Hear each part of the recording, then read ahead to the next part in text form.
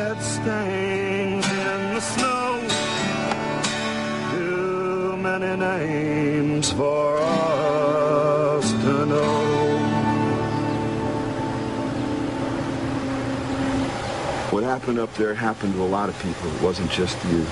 And I can't tell you what an honor it is for me to meet you and to be able to play my song for you. I have touched a lot of people with this song, and I am truly sorry about what happened to your family.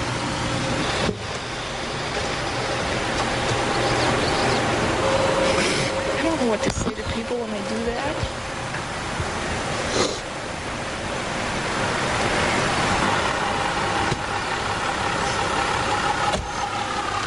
This is the very last copy I have of this, and I'd like you to have it. I know that this is a very painful thing for you, and if there was anything I could do, I would. I'm sorry I can't do more, man. I really am. I don't know, I meet people like that every now and then, and it's, you know, mind if it kind of dissipated a little. I'm okay until I start hearing things like when he says Bloody Ridge, Idaho. It just reminds me of like seeing blood on the floor, and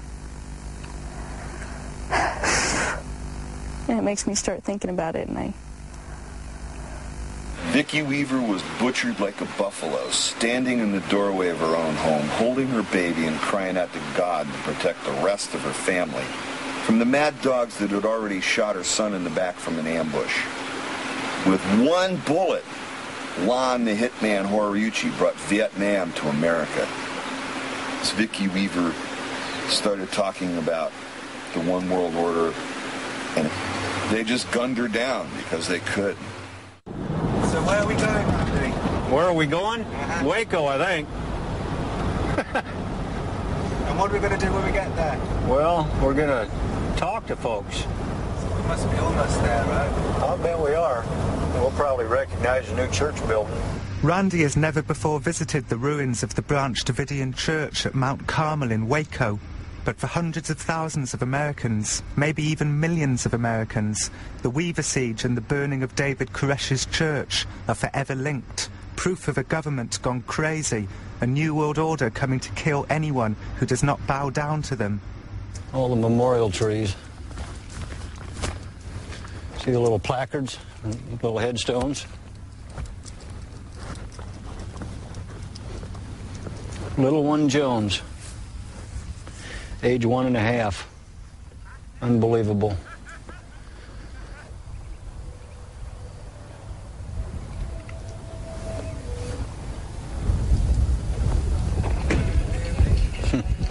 I'll tell you what, boys, I wouldn't put that one on my place. I have no regrets about them. They was looking for trouble and they found it.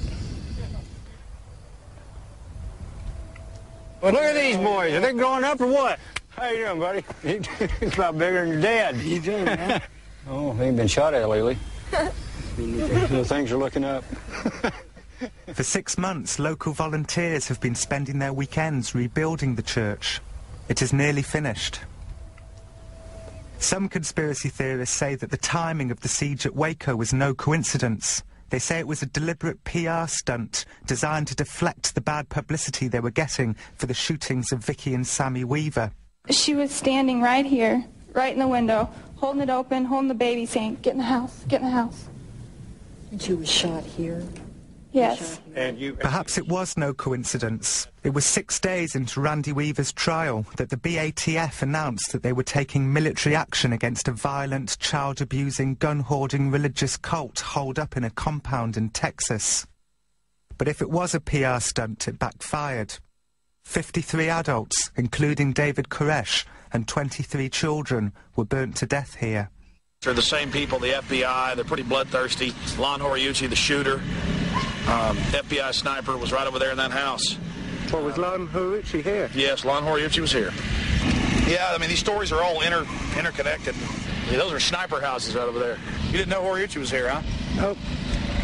Interesting.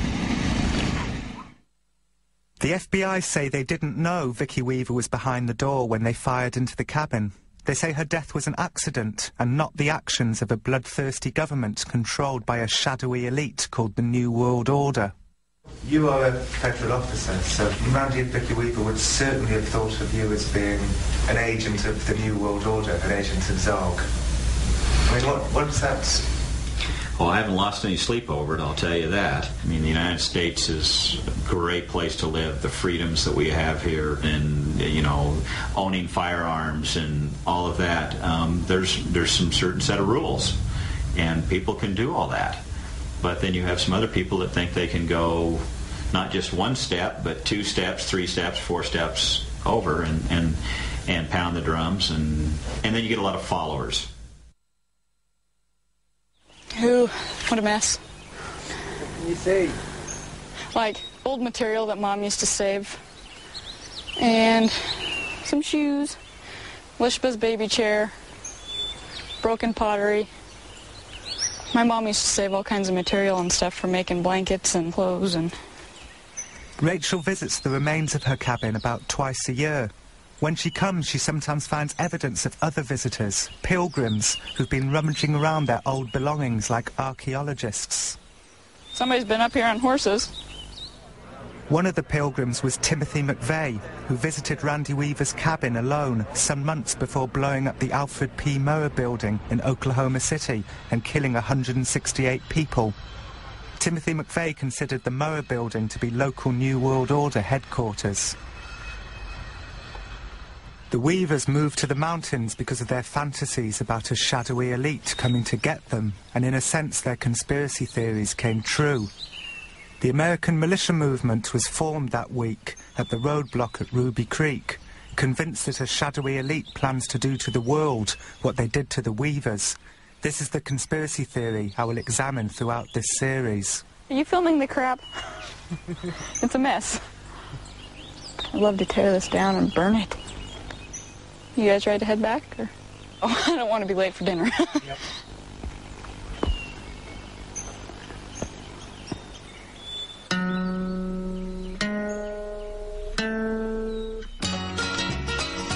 Counting flowers on the wall, that don't bother me at all. Playing solitaire till dawn with the deck of 51.